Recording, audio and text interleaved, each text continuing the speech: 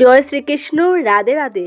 বন্ধুরা, আপনাদের সকলকে জানাই জামাই ষষ্ঠীর অসংখ্য শুভেচ্ছা ও আন্তরিক অভিনন্দন। বাঙালির 12 মাসের 13 পার্বণের অন্যতম উৎসব হল জামাই ষষ্ঠী। এই বিশেষ তিথিটি মূলত শাশুড়ি মা ও জামাইয়ের মধ্যে পালনীয় একটি বিশেষ তিথি। পঞ্জিকায় জামাই ষষ্ঠী অরণ্য ষষ্ঠী নামেও পরিচিত। মূলত বাঙালি সমাজের অন্যতম লোকপ্রথা হিসেবেই জামাই ষষ্ঠী পালিত হয়। জামাইয়ের মঙ্গল কামনা করে তাকে পেট পুড়ে খাওয়ানো হয়। এই দিনে তার সঙ্গে তাকে উপহার দেওয়া নেওয়ার পালা। জেনে নিন এই বছর কবে পড়েছে জামাই ষষ্ঠী। এই জামাই ষষ্ঠী ব্রত কবে পালন করা হবে? 19শে জুন নাকি 20 জুন? পবিত্র সংযোগে মানুষের মধ্যে জানার আগ্রহ আরও বেড়ে গেছে যে শেষ পর্যন্ত ব্রতটি কোন দিনে রাখা উচিত, কোন বিশেষ নিয়মগুলি মেনে চলা অত্যন্ত জরুরি এবং কোন ভুলগুলো কখনোই করা উচিত নয়। তাই আজকের ভিডিওটি খুবই গুরুত্বপূর্ণ হতে চলেছে। আমার সকল দর্শক বন্ধুদের কাছে অনুরোধ, ভিডিওটি আপনারা শুরু থেকে শেষ পর্যন্ত ভক্তি সহকারে দেখবেন। যদি ভালো লাগে তবেই একটি লাইক করবেন আর কমেন্টে ভক্তি ভালোবাসা দিয়ে জয় মা ষষ্ঠী লিখে দিতে ভুলবেন না। জ্যৈষ্ঠ মাসের শুক্লপক্ষের ষষ্ঠী তিথিতে পালিত হয় জামাই ষষ্ঠী। এই জামাই ষষ্ঠীকে অরণ্য ষষ্ঠীও বলা হয়, কারণ প্রাচীনকালে এই ব্রতটি অরণ্যে বা বনের মাঝে উদযাপিত হতো। সন্তান ও পরিবারের মঙ্গল কামনায় অরণ্যের প্রতীক হিসেবে বাঁশ, বট বা করমচার ডাল পুঁতে এই ষষ্ঠী দেবীর পুজো করার প্রথা থেকেই এই অরণ্য ষষ্ঠীর নামকরণ। ষষ্ঠী হল বাঙালি সমাজের লুকায়িত উৎসবগুলির মধ্যে অন্যতম। যে সংসারে মেয়ে, জামাই, শ্বশুর, শাশুড়ি আছেন, সেই সব সংসারে এই দিনে জামাই ষষ্ঠীর উৎসব পালনে মেতে ওঠেন। কিন্তু কিভাবে বাংলায় জামাই ষষ্ঠী পালনের প্রচলন শুরু হলো তা জেনে নেওয়া যাক। প্রচলিত বিশ্বাস অনুযায়ী আগেকার দিনে কন্যা পুত্রবতী না হওয়া পর্যন্ত তার বাবা মা মেয়ের শ্বশুরঘরে পা রাখতেন না। তখনকার দিনে অল্প বয়সে বিয়ে হওয়ায় অনেক সময় সন্তান ধারণে সমস্যা দেখা দিত। বিবাহিত মেয়েকে কাছে পেতেই জামাই ষষ্ঠীর রীতি চালু হয় বলে প্রচলিত বিশ্বাস। এই তিথিতে মেয়ে জামাইকে নিমন্ত্রণ করে বছরে একবার অন্তত মেয়ের মুখদর্শন করা যেত। শ্বশুরবাড়িতে যাতে সুখ শান্তিতে বাস করতে পারে, সেই উদ্দেশ্যেই এই লৌকিকতার পিছনে অন্যতম কারণ বলে মনে করা হয়। তাহলে চলুন ভক্তরা, এবার জেনে নেওয়া যাক এই জামাই ষষ্ঠী বা অরণ্য ষষ্ঠী পালনের নিয়ম। এই ষষ্ঠী পুজোয় যে যে উপকরণগুলি লাগবে সেগুলি হলো আম পাতা, তাল পাতার পাকা, দান, দুব্বা, 5 থেকে 9 রকমের ফল, ফুল এবং বেলপাতা, সাদা সুতো ও হলুদ। শাস্ত্রমতে এই পুজোয় কাঁঠাল পাতার উপর 5, 7 বা 9 রকমের ফল কেটে সাজিয়ে রাখা হয়। জ্যৈষ্ঠ মাসে আম, লিচু, কাঁঠালের রমরমা, তাই এই মৌসুমি ফলগুলিও তাকে পাতে। সঙ্গে থাকে 108টি দুব্বা। এই দিনে ষষ্ঠী পুজোর জন্য শাশুড়িরা ভোরবেলা স্নান সেরে ঘটে জল ভরে নেন। তারপর ঘটের উপর আম পাতা রাখেন। সঙ্গে থাকে তালপাতার পাকা একটি সুতো, হলদে চুবিয়ে তাতে ফুল ও বেলপাতা দিয়ে গিট বেঁধে ডুর তৈরি করা হয়। একে ষষ্ঠীর ডুর বলা হয়ে থাকে। এবার মা ষষ্ঠীর পুজোর পালা। কাটা ফলের ডালি, ফুল, দুব্বা, ষষ্ঠীর ডুর দিয়ে মা ষষ্ঠীকে পুজো দিয়ে আসেন শাশুড়ি মায়েরা। জামাই এলে তার কপালে দইয়ের ফুটা দেওয়া হয়। সেই দুব্বার আটি গোটের জলে ভিজিয়ে জল ছিটিয়ে দেওয়া হয়। সঙ্গে নতুন তালপাতা দিয়ে বাতাস করতে হয় জামাইকে। জামাইয়ের সঙ্গে মেয়ে ও নাতি নাতনিকেও ষষ্ঠীর বাতাস দেওয়া হয়। প্রবল গরমে জামাই ষষ্ঠী ব্রত পালন করা হয়, তাই জল ছিটিয়ে ও আওয়া দিয়ে জামাইকে ঠান্ডা করে তারপর তাকে খেতে দেওয়ার নিয়ম প্রচলিত আছে। এরপর জামাইয়ের কবজিতে ষষ্ঠীর ডুর বেঁধে দেন শাশুড়ি মায়েরা, সঙ্গে 3 বার বলেন 60 60 60। এরপর দান ও দুব্বা দিয়ে আশীর্বাদ করেন।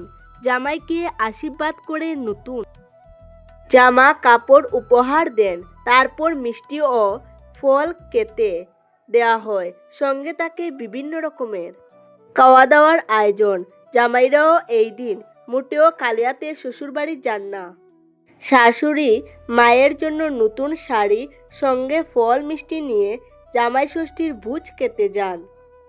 তারা সব মিলিয়ে জামাই ষষ্ঠীকে একটি পারিবারিক মিলন উৎসব বলা যেতে পারে। চলুন ভক্তরা, এবার বিস্তারিতভাবে জেনে নেওয়া যাক 2026 সালে এই জামাই ষষ্ঠীর ব্রত কবে পালন করা হবে। জ্যৈষ্ঠ মাসের শুক্লপক্ষের ষষ্ঠী তিথিতে পালিত হয় জামাই ষষ্ঠী। ভক্তরা, এই বছর অর্থাৎ 2026 সালে জামাই ষষ্ঠী বা অরণ্য ষষ্ঠী পড়েছে আগামী 20 জুন, বাংলার 5ই আষাঢ় শনিবার।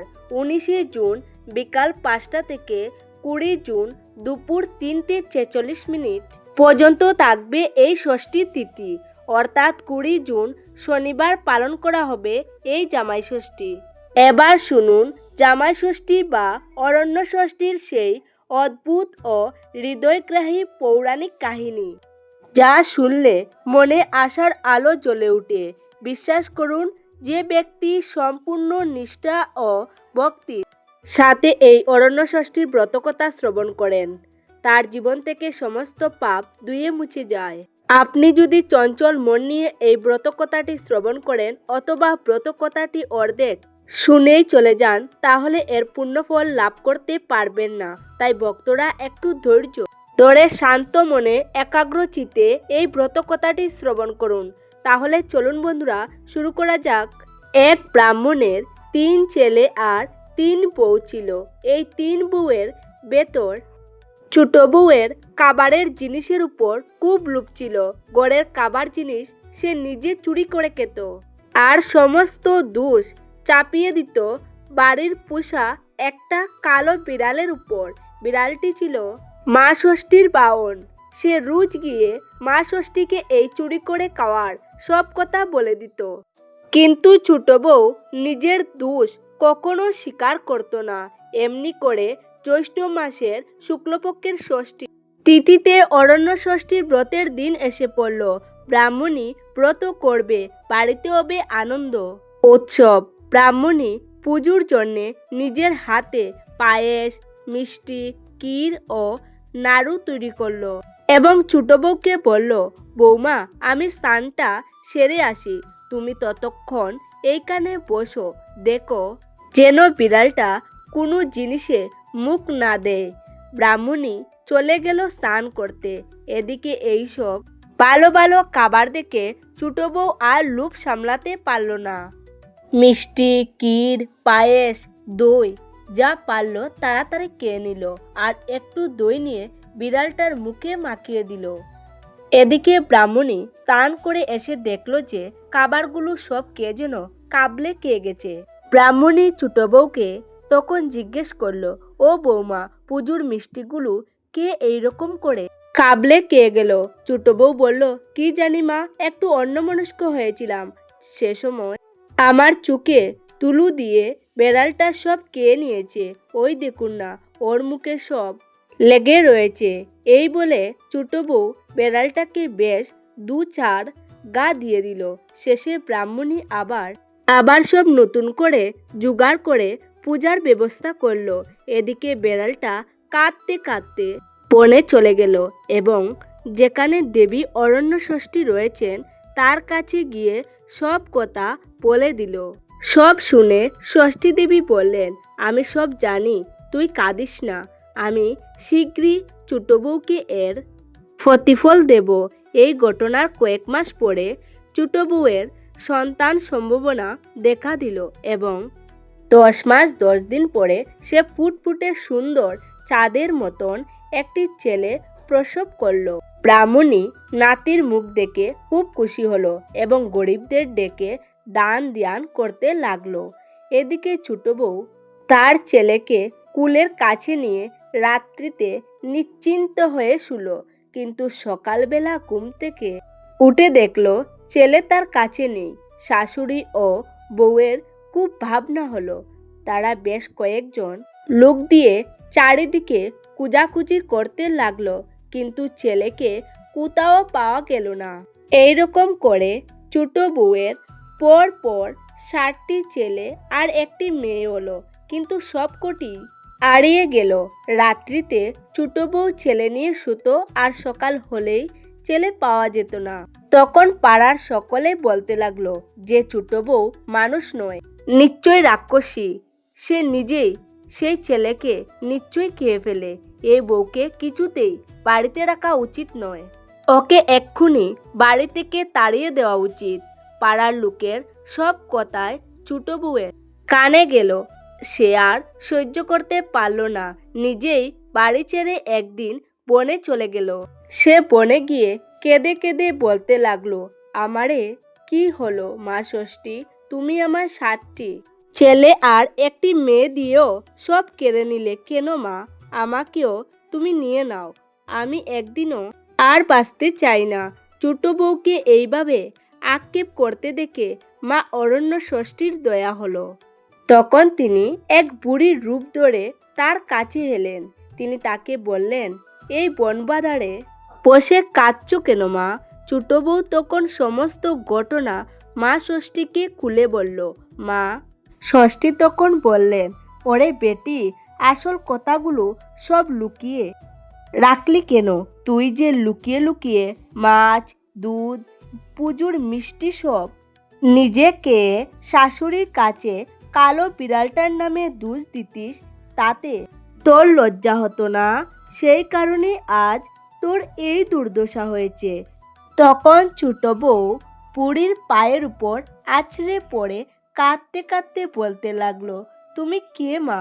কেমন করে আমার সব কথা জানলে? আমায় দয়া করো, তা না হলে আমি তোমার পা ছাড়বো না। তখন মা ষষ্ঠী ছোট বউয়ের এই করুণ অবস্থা দেখে বললেন, বাছা, আমিই মা ষষ্ঠী। পৃথিবীর লোক যা করে আমি সব জানতে পারি।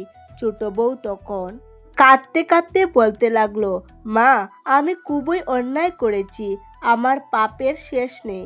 আজ যখন দয়া করে আমায় দেখা দিয়েছ, তখন তুমি আমায় রক্ষে করো মা। তুমি যা বলবে আমি তাই করব।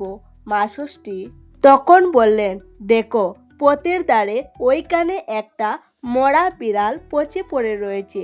যদি এক হাঁড়ি দই ওই বিড়ালটার এর গায়ে ঢেলে দিয়ে সেই দই জিভ দিয়ে চেটে পেট আড়িতে ভরতে পারো, তবে তোমার সব ছেলে মেয়ে আবার ফিরে পাবে। এই কথা শুনে ছোট বউ একটুও দেরি করল না। এক আড়ি দই এনে সেই পচা বিড়ালটার গায়ে ঢেলে দিল এবং পরে জিভ দিয়ে চেটে সমস্ত দই আবার আড়িতে তুলে এনে মা ষষ্ঠীকে দেখালো। মা ষষ্ঠী ও ছোট বউয়ের ছেলে মেয়েদের নিয়ে আগে থেকেই দাঁড়িয়েছিলেন।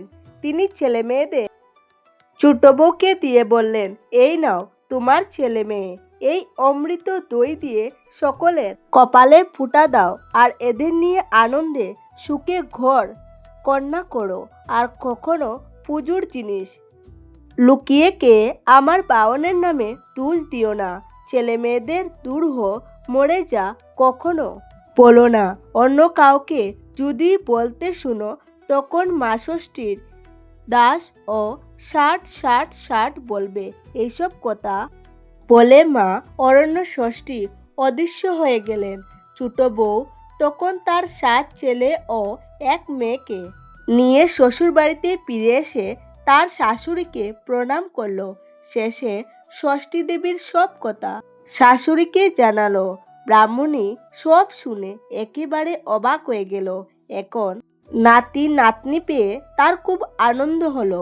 ব্রাহ্মণী অল্প দিনের মধ্যেই নাতি নাতনির বিয়ে দিল। পরের বছর জ্যৈষ্ঠ মাসে শুক্লপক্ষের ষষ্ঠীর তিথিতে খুব জাঁকজমক করে ছোট বউ অরণ্য ষষ্ঠীর ব্রত করল এবং মেয়ে জামাইকে আনিয়ে জামাইয়ের কপালে দইয়ের ফোঁটা দিল। সেই থেকে মা অরণ্য ষষ্ঠীর মাহাত্ম্যের কথা চারিদিকে ছড়িয়ে পড়ল। এই ব্রতকেই জামাই ষষ্ঠী বা ষষ্ঠী বাটা বলা হয়।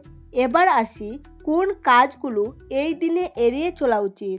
এই জামাই ষষ্ঠীর দিন রাগ, লোভ, হিংসা, অহংকার, পরনিন্দা করা সম্পূর্ণ নিষিদ্ধ।